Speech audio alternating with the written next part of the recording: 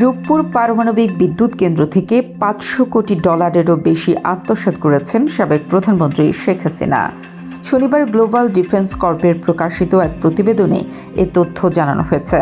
প্রতিবেদনটিতে বলা হয়, প্রকল্প বাস্তবায়নকারী সংস্থা রোসাটম মালয়েশিয়ার একটি ব্যাংকের মাধ্যমে শেখ হাসিনাকে এ অর্থ আত্মসাতের সুযোগ করে দেয়, যাতে মধ্যস্থতা করেন ছেলে সজীব ওয়াজেদ জয় ও ভাগ্নি টিউলিপ সিদ্দিক।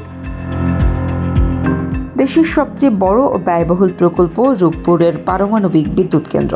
আশা করা হচ্ছে এটি পুরোপুরি বাস্তবায়নের পর দেশের 20% বিদ্যুতের চাহিদা পূরণ করবে। সম্প্রতি এ বিষয়ে নিজস্ব অনুসন্ধানের ভিত্তিতে প্রতিবেদন প্রকাশ করেছে গ্লোবাল ডিফেন্স কর্পোরেশন।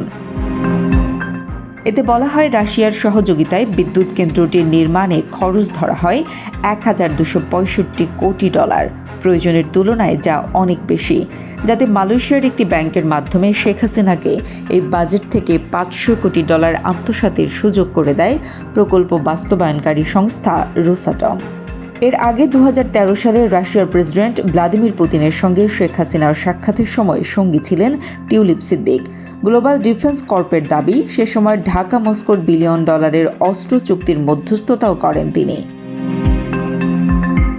এছাড়া 2009 সালে প্রচ্ছায়া লিমিটেড নামে একটি ভুয়া কোম্পানি চালু করেন টিউলিপ সিদ্দিক। তার মা শেখ রেহানা ও চাচা তৎকালীন প্রধানমন্ত্রীর প্রতিরক্ষা উপদেষ্টা তারিক আহমেদ সিদ্দিক। যুক্তরাষ্ট্রেও জুমানা ইনভেস্টমেন্ট নামে একটি কোম্পানি রয়েছে তাদের। গ্লোবাল ডিফেন্স কর্পের অভিযোগ, এ কোম্পানির মাধ্যমেই দেশের বিভিন্ন অফশোর অ্যাকাউন্টে অর্থ পাচার করতেন শেখ হাসিনা।